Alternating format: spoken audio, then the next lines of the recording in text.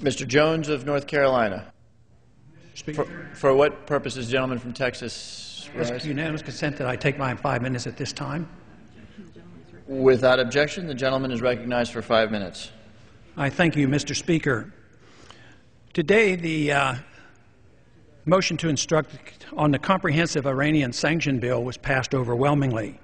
400 to 11. 11 individuals said that this was not a good idea. I was one of those 11. I'd like to explain why I think the sanction bills against the Iranians is very, very dangerous and not well thought out. Sanctions are very serious. Sanctions are literally an act of war. When you prevent certain goods and services going into a country, it's like a blockade. There's no advantage to us to do this. The sanction bill literally says that any country that trades or sends oil into Iran, we will no longer trade with them. So if Russia sends in oil or gasoline or refined products, or China does, we are theoretically under this bill not to trade with them. Can you think of anything more chaotic than having a trade war with China at this particular time? So often, well-intentioned foreign policy procedures backfire, they have unintended consequences, and there's too often blowback. Today, unbelievably, we are engaged in so many places in the world, and we can't afford it. Our foreign policy costs us $1 trillion a year to operate. We're in 135 countries. We have over 700 bases throughout the world. We are engaged in military confrontation in Iraq, Afghanistan, and Pakistan. We're bombing in Yemen, and as well as having surrogates fighting in Somalia. We're flat out broke. The policy is driving our enemies into the hands of the Chinese, and here we are looking for another war. It makes no sense whatsoever.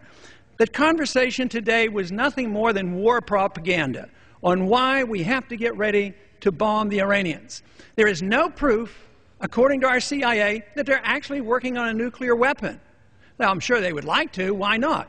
Everybody around them have it, so it would be logical that if they're surrounded and threatened and intimidated with all their people around them, why wouldn't they want one? Well, of course they do. But others have it. They have never been found in violation of the Non-Proliferation Treaty. Never. And yet, Pakistan, India, and Israel, they don't even belong. And they're our friends, and we give them money. Pakistan, they get support from us. They have nuclear weapons, and they have been known to send nuclear technology to North Korea. So the whole process makes so little sense. The language today was used that, well, we have to go in because of the weapons of mass destruction. They're going to have missiles, and they're going to attack us.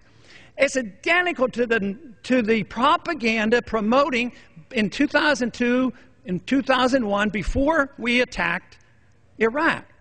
So the same process is occurring. Try to generate all this excitement about the need to use hostilities.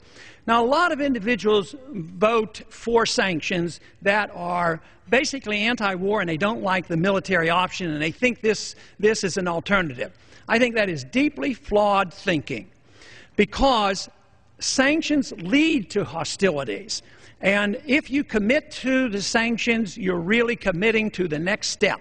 The sanctions of the 1990s and the year 2000, the sanctions on Iraq, eventually led to the hostilities and the war and the invasion. So what did that invasion of Iraq do? Did we find any al-Qaeda there? No. We found out that Saddam Hussein wouldn't allow the al-Qaeda there. No weapons of mass destruction. We've turned the country upside down, hundreds of thousands of people injured and killed. We have suffered devastating problems from this.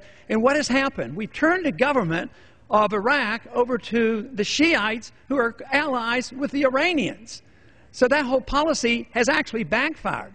So now what we're doing to the Iranians is driving them into the pockets of the Chinese. The Chinese are pretty good capitalists these days. They work hard, they produce, they sell us certain goods and services, we pay them, they save their money, and they're starting to invest. So they're investing around the world in natural resources. And what are we doing? All we're doing is trying to take over the world with natural resources so we have control of oil. This is a mercantilistic idea. It's ancient, and it takes you back to almost colonial times. So this, I think, shows that our policies are deeply flawed. I sure would have wished this vote would have come out differently, and I warn, this was a very dangerous vote. The gentleman's time has expired.